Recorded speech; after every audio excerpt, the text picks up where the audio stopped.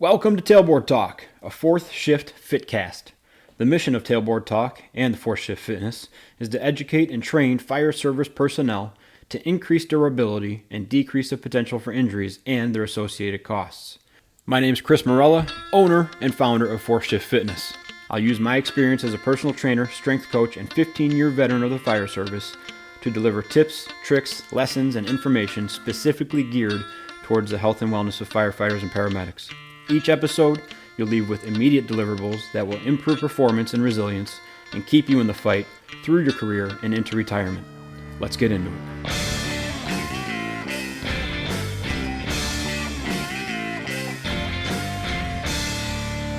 What's up, everyone? Chris from Fourth Shift Fitness and flying solo tonight. Weird week because it's one of the weeks that I work on Tuesday, so everything had to be done early, which didn't get done, and just some scheduling conflicts. So Katie's upstairs trying to put Nathan in bed, which has really turned into a circus. It's turned into like a 45-minute process of him jumping out of bed and crying, and basically have to bore him to sleep. Last night I told him a story about how Katie and I rode our bikes from St. Charles to DeKalb, and I had to draw it out a little bit until he passed out from sheer boredom of listening to a bike ride story. But anyways, it gives me a chance to get on here and do a little bit of solo, flying solo like it used to be, back to the roots of Tailboard Talk before I got good, but this will be a good one. I sent this topic to Kurt originally because we were going to record, and then everything kind of blew up. But I get a lot of studies like emailed to me, so I've subscribed to a lot of stuff, and this one's from the Journal of Strength and Conditioning Research. They send out a bunch of studies a month, and this one came solo actually. So the email just had one study in it. It's a research paper, and it's called Effects of Fatigue on Functional Movement Efficiency in Physically Active Adults. And I said, hey, that's a good topic. And I like this because science does something cool, which is it takes something that you can assume, right? I mean, what do you think this is going to be? What do you think the results of this are going to be? Effects of fatigue on functional movement efficiency in physically active adults. Without even giving it too much thought, what would you assume would happen when you're tired? What happens to your functional movement efficiency, right? So you can assume that. You can assume it gets worse. But science does a cool thing where it proves it through like trials and stuff. And that's what they did. So here's what happened. They took 25 people, and they have all the age parameters in here, and the height and the weight and the BMI and all that stuff. I'm not too worried about that because this is a podcast geared towards health and wellness for firefighters, right? And if we look in the fire service, it's a wide range of people in there. There's not one stereotypical firefighter body. Well, there might be two. It's either the calendar or the complete opposite, right? But if you just look around your station or your crew, everybody's relatively different. So I'm not too worried about the variance here in the weight or the height or anything like that, because don't forget, as Annette Zapp talks about frequently, we are just general population. We come from general population, and then we decide to be firefighters and paramedics. We're not born as firefighters and paramedics. This isn't Sparta. So here's what they did. 25 people. They volunteered for it.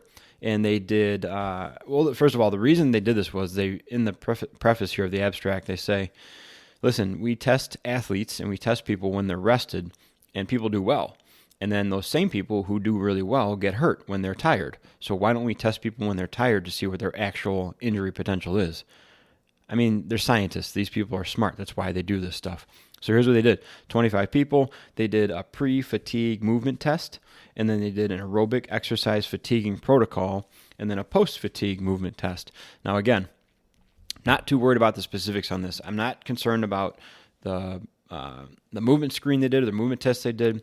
I'm not necessarily concerned about the aerobic and exercise fatiguing protocol they did, and what they just repeated the same post-fatiguing movement test, obviously, is the pre-fatiguing movement test. But I'm not worried about that stuff because it's going to come down to the takeaways of this thing. And the takeaways were very clear.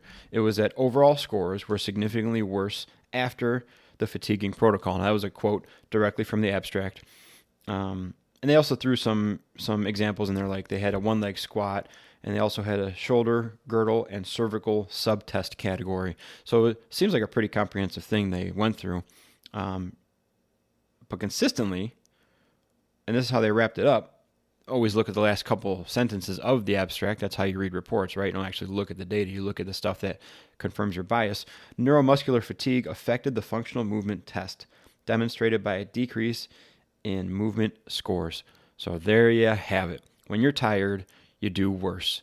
Now, again, seems like an obvious thing, right? But it's until it's proven like this, and of course, 25 people, relatively small sample size, understandable. But there's actual data now to tell you that when you're tired, you do worse. So for us, what does it mean on the fire ground and EMS scenes? Well, it means that if we come into work tired, likely because we start early-ish, right? Or after a few calls, or if we're up all night, we're at a higher risk of faulty movement patterns. I'm not going to say necessarily higher risk of injury because that's not what this test or what this research paper is looking at. So I'm not going to misrepresent this research article with my own opinions, but let's break away from this article for a second. I'm going to kind of take the feeling of what this thing's putting forward of when you're tired, you don't do so good, and I'm going to put my own words on it now.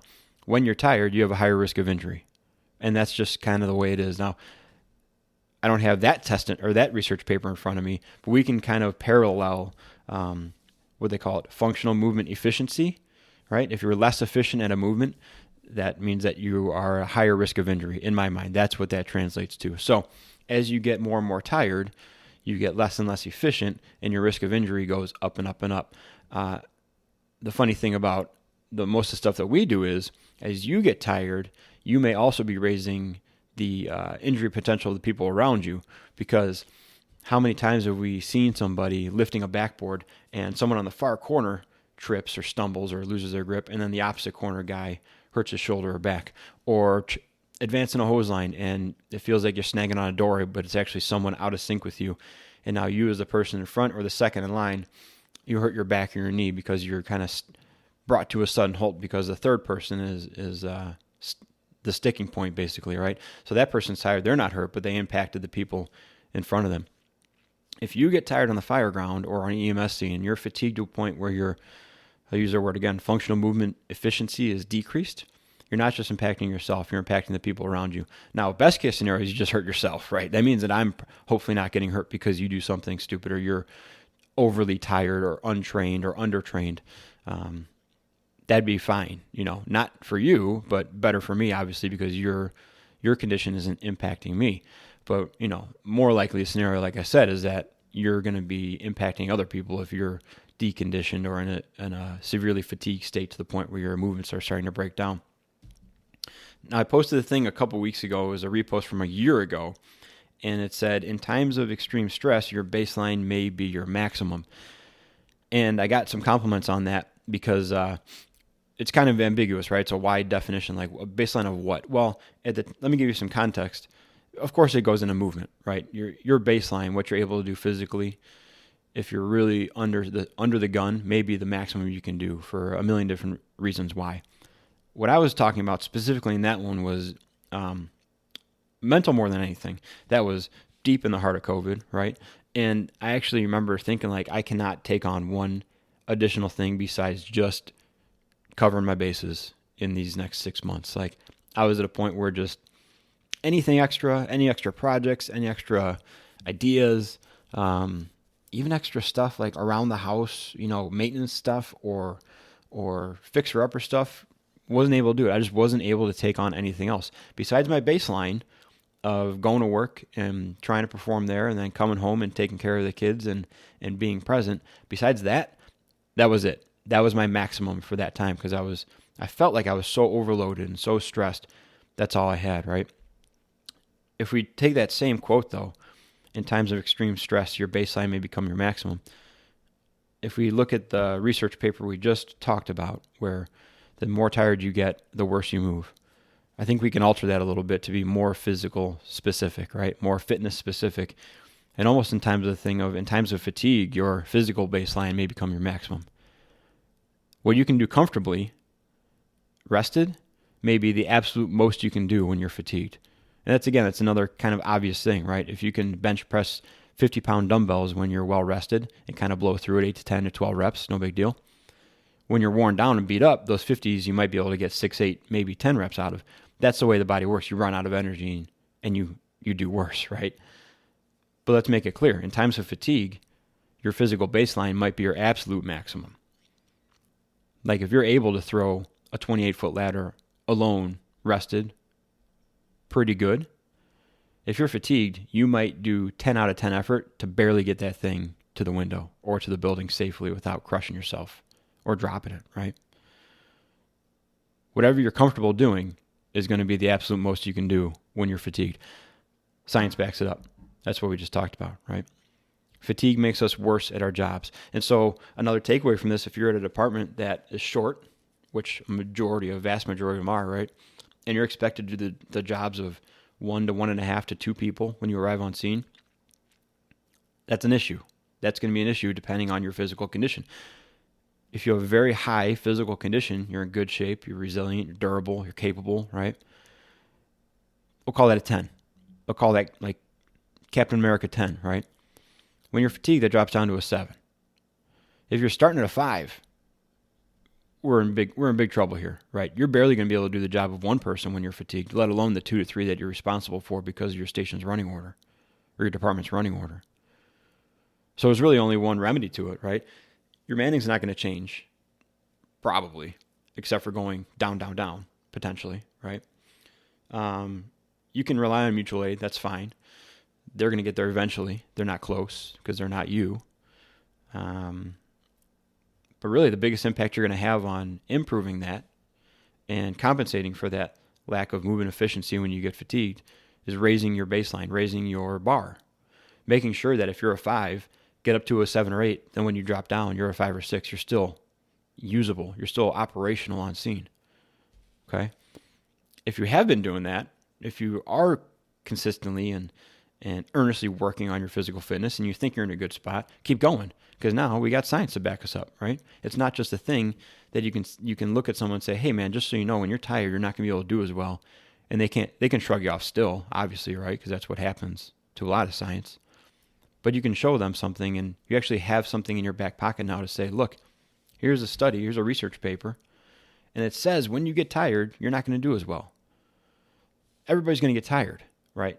No matter what we're doing, even if I'm just going to say just running ambulance calls, but even if we're just running ambulance calls, if you run enough of them or they're of high enough acuity each time and they're just mentally draining, you're going to get tired. It could be your 5th ambulance call of the day, not a very high number. Depending on what the 4 before were, you may be just wiped out. And at that point, you're not going to perform as well as you did when you were rested.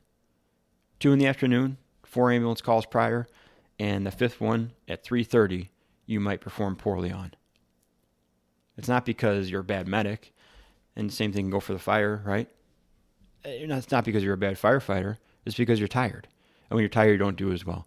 So start at the highest level possible. So when you're fatigued and your performance drops down, you're still at a highly functional level. That's the best advice I can give you, right? This isn't a commercial. This is science. I'm available, though. Kurt's available. We've talked about it before. The big thing is that you just start doing something. You realize the need for it, and you have the desire to do it, hopefully, and you find something that's enjoyable and sustainable and translates well to what we're expected to do, right? But this is just one more reason to do it. It's no longer opinion. It's no longer just a feeling. It's actual fact here, and it's documented in study form. And I'll link it. You can have it. It's a free article. It's a free abstract. That's the most important part, right? Let's not pretend like we're actually researching anything. We're just looking at stuff that other smart people said and kind of regurgitating it mostly well. But that's a story. When you get tired, you're not going to be as good. So make sure that you're at a high enough level so when you get tired, you're still good. Sounds simple. Takes a lot of work. Takes a lot of smart work. If you need help with it, reach out. I'd love to help you. You reach out to Kurt, reach out to anybody you trust, right? Shop around, no big deal. Figure it out. Make sure you're on the right path, though. So when you're tired, we're still good. All right, guys, as always, talk to you soon. Be a force shifter.